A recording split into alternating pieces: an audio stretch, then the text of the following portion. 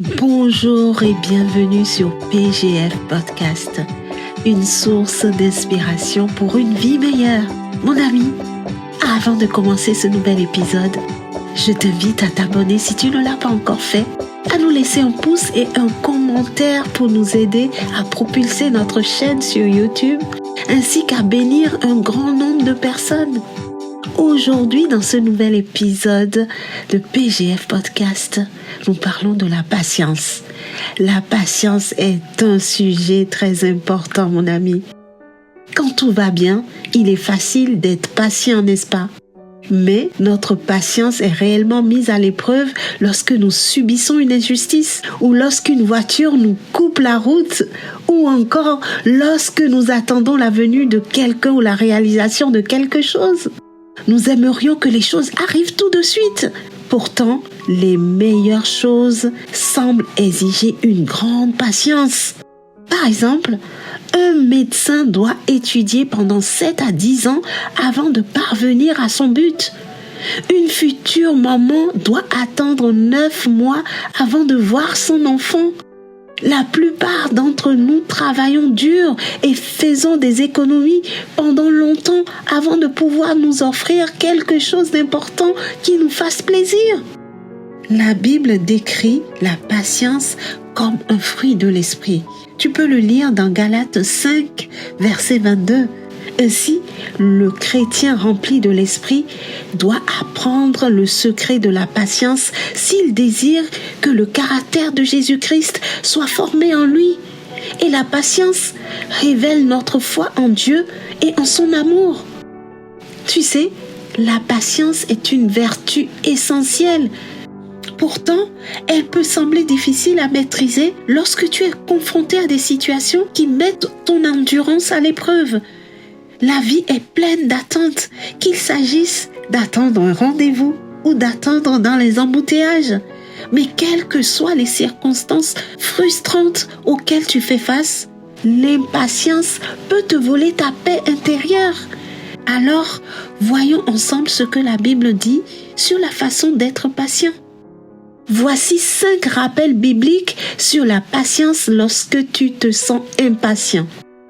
Premier rappel. Souviens-toi des promesses de Dieu, mon ami.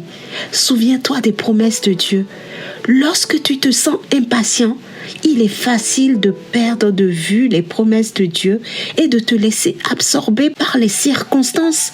Que tu attendes la guérison, la provision ou une direction, il est essentiel de garder ta foi dans la vérité de la parole de Dieu et dans les promesses qu'elle contient. La Bible nous rappelle dans 2 Corinthiens 1, verset 20, je vais te le lire.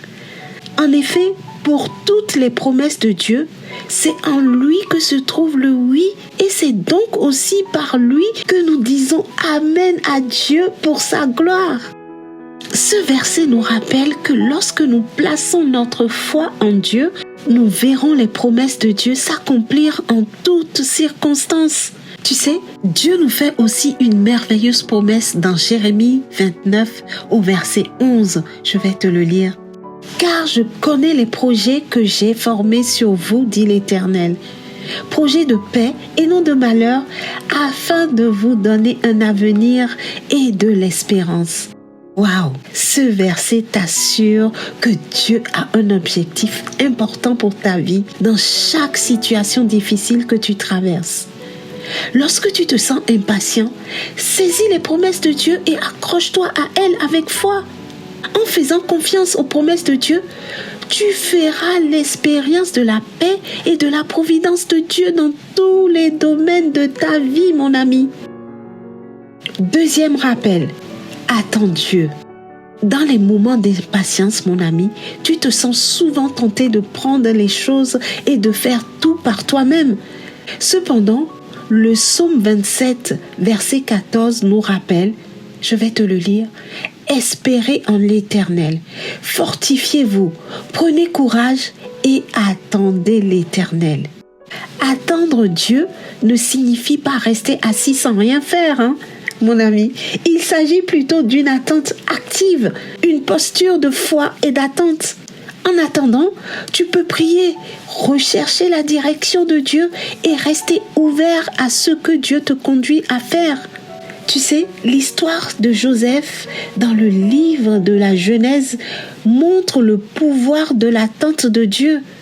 Après avoir été vendu comme esclave par ses frères et injustement emprisonné en Égypte, Joseph a enduré des années de difficultés et d'incertitudes.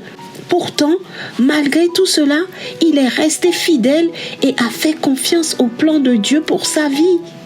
Au moment parfait choisi par Dieu, Joseph a été élevé à une position de pouvoir et d'autorité, contribuant à sauver sa famille et la nation d'Égypte de la famine. Tu peux lire ceci dans les chapitres de Genèse 37 à 50.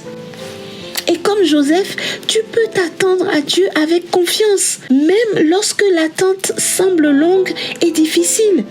Prends courage, Dieu te donnera la paix et tout ce dont tu as besoin pendant que tu l'attends.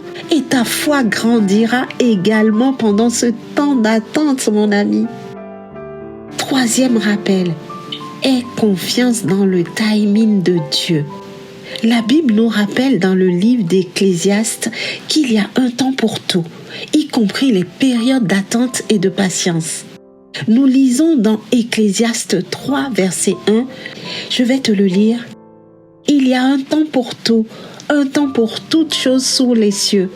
Tu sais, ce verset nous encourage à faire confiance au calendrier de Dieu, sachant qu'il déroule les événements de notre vie selon son plan parfait. Lorsque nous nous sentons impatients, il est naturel de vouloir que les événements se déroulent selon notre calendrier à nous. Nous pouvons être frustrés lorsque nos prières semblent rester sans réponse ou lorsque nos efforts ne produisent pas de résultats immédiats. Cependant, le livre d'Ecclésiaste nous rappelle que Dieu agit en dehors de notre compréhension limitée dans le temps. Dieu est l'alpha et l'oméga. Il connaît le début et la fin de toutes choses. Faire confiance au timing de Dieu nécessite un changement de perspective. Au lieu de te concentrer uniquement sur tes désirs et tes échéances, tu peux choisir de te soumettre à la volonté souveraine de Dieu. Cela ne signifie pas que tu deviens passif ou résigné à tes circonstances.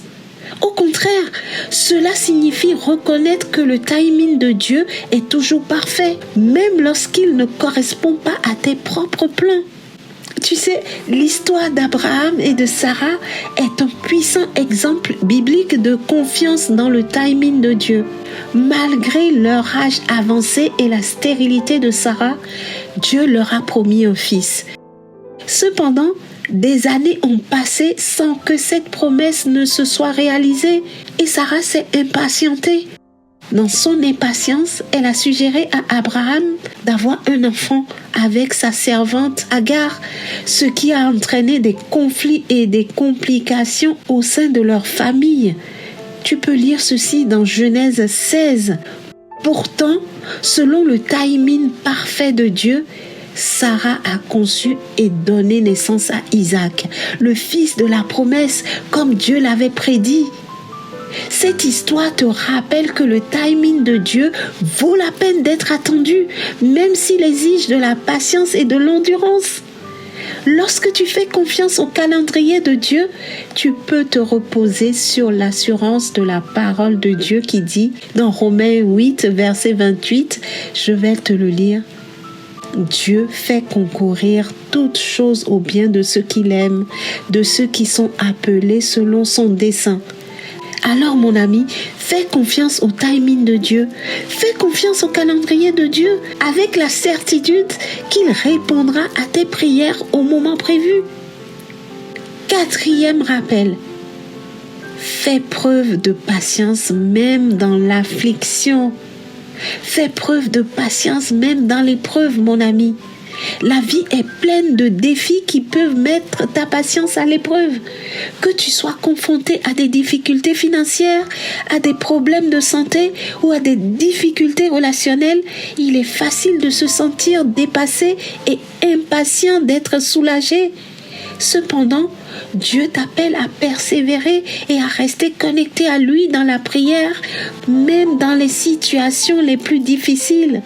Romains 12, verset 12 nous dit « Soyez joyeux dans l'espérance, patients dans l'affliction, fidèles dans la prière. » Ce n'est pas facile, mon ami, mais ce verset nous rappelle que la patience ne consiste pas seulement à endurer les circonstances difficiles, mais à maintenir une attitude d'espoir et de confiance dans la fidélité de Dieu. Faire preuve de patience dans l'affliction implique de compter sur la force de Dieu. Mon ami, il s'agit de choisir de faire confiance aux promesses de Dieu, même lorsque les circonstances semblent sombres. Au lieu de laisser la peur ou l'anxiété te dicter ta réaction, tu peux rechercher la présence de Dieu. L'histoire biblique de Job met l'accent sur la patience dans l'affliction.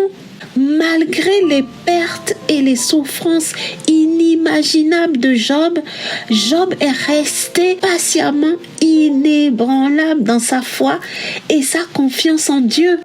Au milieu de son affliction, Job déclare « S'il me tue, j'espérerai néanmoins en lui. » Waouh! Tu peux le lire dans Job 13, verset 15. Nous voyons par là que par sa patience et son endurance, Job a été témoin de la fidélité et de la restauration de Dieu dans sa vie. Tu sais, mon ami, comme Job, tu peux faire preuve de patience dans l'affliction en regardant au-delà de tes circonstances et en te tournant vers Dieu.